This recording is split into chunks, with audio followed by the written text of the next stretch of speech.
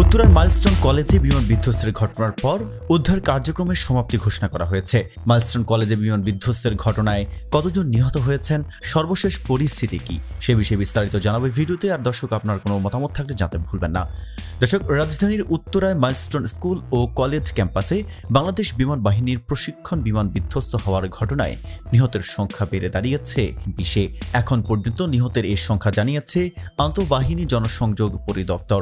এই দুর্ঘটনায় আহত হয়ে হাসপাতালে ভর্তি রয়েছেন 171 জন।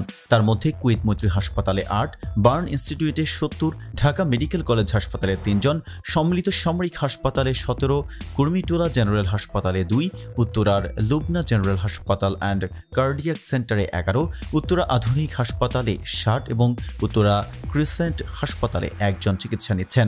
আজ সোমবার দুপুর 1:18 দিকে উত্তরার দিয়াবাড়ির মাইলস্টোন স্কুল ও কলেজের একটি ভবনে বিমান বাহিনীর F-7BJI মডেলের প্রশিক্ষণ বিমানটি বিধ্বস্ত হয়।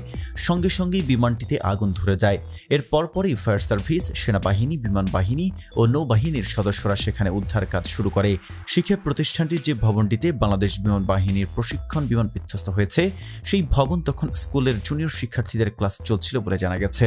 জুনিয়র সেকশনের ওই ভবনে নার্সারি 1, 2, 3 এসব শ্রেণী ক্লাস হয়।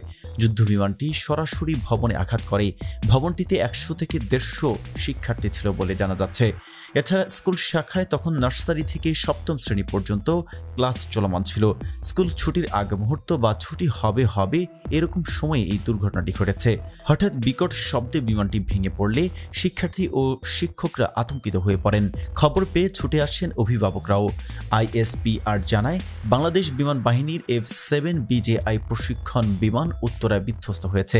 বিমানটি দুপুর 1:06 উড্ডয়ন করে। বিমানটি আকাশে 13 মিনিটের মতো উড্ডয়ন করে বলে জানা যায়। এই দুর্ঘটনায় আগামীকাল মঙ্গলবার একদিনের রাষ্ট্রীয় শোক ঘোষণা করেছে সরকার। এদিন দেশের সকল সরকারি, আধা সরকারি, স্বায়ত্তশাসিত প্রতিষ্ঠান, শিক্ষা প্রতিষ্ঠানে জাতীয় পতাকা অর্ধনমিত থাকবে। পাশাপাশি সকল সরকারি, বেসরকারি ভবন ও বিদেশে বাংলাদেশি মিশনেও জাতীয় পতাকা অর্ধনমিত থাকবে।